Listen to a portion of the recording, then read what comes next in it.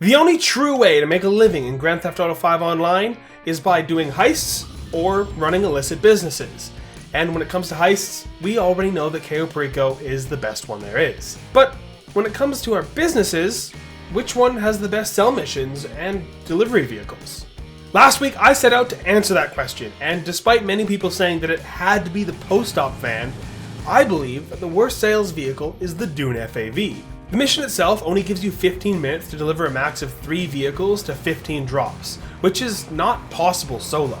And the vehicle also has no armor from guns, and explosives may not destroy the vehicle, but they will kill you inside.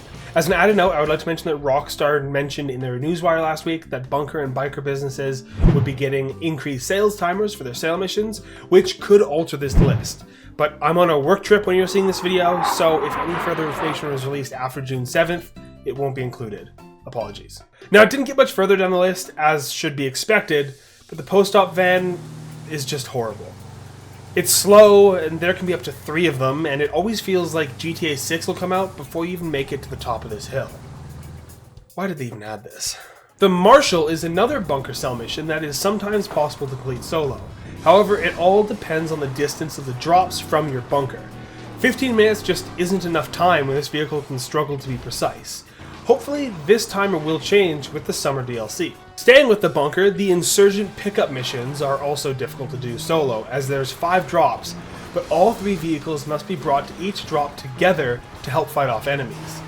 Sure, it has armor, but really, as soon as I see that turret on the trucks, I just find a new session. The Bombushka Hangar Sale is one of 2 missions that actually require 2 or more people to trigger. 1 pilot and 1 gunner to fend off this massive and slow vehicle. This one probably sounded more fun on paper, didn't it, Rockstar? Similar to the Boxville, the Trashmaster sales are not exactly, how do I put it, fun, enjoyable, easy, fast, a good idea in the first place? Yeah, that about sums it up. The Mule Custom is a complete waste of money. Sure, it's customizable and fairly easy, but the missions are the same as the Pounder, which is honestly just a better vehicle. This is also the slowest nightclub sale vehicle there is, so I'd just skip right to the Pounder and buy that instead. The dinghy sales are straightforward, away from people, and not too difficult. However, they can be a little tedious, so let's move on. Back at the bunker, I thought I would count the excess weapons dune loader you can deliver to ammunition once a day. Sure, it's not a true sales mission, but it felt similar enough that I should include it.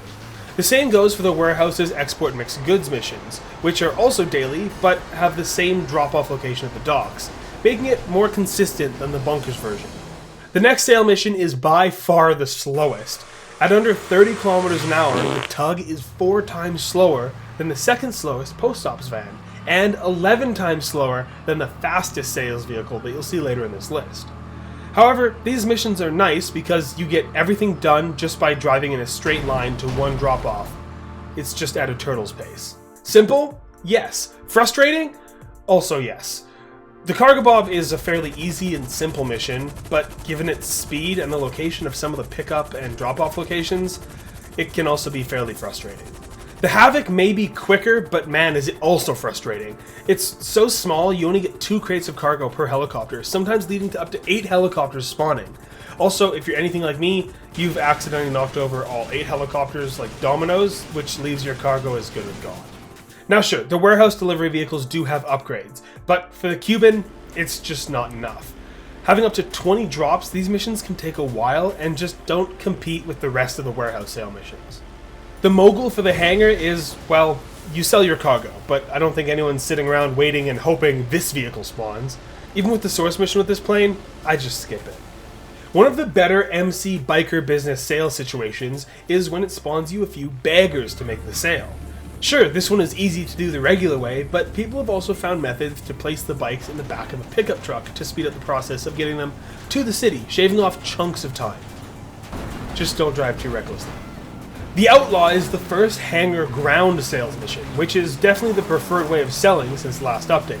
Only ever having 1 vehicle no matter the amount of cargo, this is a healthy alternative to the air sale missions. Getting to the better side of the biker business, we do have single vehicle sale missions. The vehicle you get will depend on the amount of cargo you're selling. Similar to the nightclub, the Gang Burrito is the mid-size vehicle, which to be honest, isn't quite as good as the Pounder. Though the Pounder is not the custom version, it's still a good option, also being the only way to sell a full warehouse with only one vehicle. It's rare, but it does exist. The Rat Loader is the fastest of the three, and likely the simplest, but does only move a small amount of product. It was mostly the speed that nudged it just past the other two. The Bunker also has a rare insurgent mission that spawns 2 or 3 enclosed insurgents and requires 2 or more people. The nice thing about these missions is that these vehicles are armored, and if you stay within a set distance of each other, you won't appear on the radar for the entire cell mission. The Brigade for the warehouse is my desired delivery method, however, you can still get stuck with up to 3 vehicles, and you'll have to leave 2/3 of your stock sitting around for anyone to come and destroy, which can be very risky. Now, we've already touched on the cargo bob, but there is a very similar case with the hangar that involves the skylift. In this case, the pickups are typically easier, and you normally only have 1 drop-off. Also, the skylift is much faster than the cargo bob, which is nice as well. The Phantom is another hangar cell mission, not to be confused with the bunker mission. For the hangar, this is always 1 drop, and isn't typically too far from your hangar, with the one exception of the Chiliad delivery, which just isn't ideal. The vehicle warehouse is one of the original businesses, which was actually what finally got me off the ground money-wise. The delivery vehicle for this business really depends on the vehicle you're selling. However, taking the average speed of the vehicle, they are pretty quick. The biggest setback is how damage actually hurts your overall income. Most of the time it's due to the NPCs driving. This is also where my hate for the Mamba likely originates, because it takes damage easier than China in a bullpen. See how I turned that around? Smart, right? The Speedo Custom is the nightclub's smallest delivery vehicle that comes with the business. It's got the wonderful addition of a minigun turret and some general performance upgrades. This vehicle is quick and strong, but is only limited to small deliveries. Which is where the Pounder comes in. The Pounder Custom is able to sell an entire nightclub warehouse worth nearly $2 million in 1 delivery vehicle. And it also has performance upgrades and armor upgrades, which helps a lot. The Dodo is not a preferred sale by most players, but let's take into consideration for a second. You get 30 minutes to fly up to 3 planes around the map, which is totally doable, and these drop-offs are also all through the ocean, which means other players would have to go out of their way to come and get you, which is typically not worth the effort for them. The auto shop is similar to the vehicle warehouse, with the exception that the vehicles tend to be faster. You also have the option to make a staff member deliver it for you, kind of defeating the purpose of it being on this list. The Titan is similar to the Cuban, but it is larger, stronger, and does full deliveries with just 1 vehicle, making it slightly more worthwhile. Hangar missions seem to enjoy it when you have to destroy a whole bunch of things using an aerial vehicle, specifically the Hunter and its barrage missiles. The Hunter Sail mission, you actually have to destroy things along the way, which is fun and unique, but it's not overly quick. The Insurgent Pickup Custom returns to the bunker, but this time you don't have to deliver them together. Up to 3 vehicles with 1 drop-off each makes this a great solo option if you have one of the best 2 bunker locations. Don't mistake this one and the Insurgent Pickup missions. They're very different, but look very similar. The Apocalypse Issy is another hangar cell mission, which is identical to the Outlaw, just faster, and we'll see 2 more of these in the future. The hangar also has deliveries that rely on the speed and agility of the Alpha Z1, which is the fastest delivery vehicle there is, allowing you to deliver up to 20 drop-offs at speeds of 320 kilometers an hour. Until you crash. The Vagrant is just a slightly faster version of the Apocalypse Issy and Outlaw, so we'll continue on. Salvage vehicles are a fairly new business to GTA Online, and like the vehicle warehouse and auto shop, these missions vary a lot, but the actual delivery of the vehicle is extremely simple. Imagine vehicle warehouse meets excess goods from the warehouse.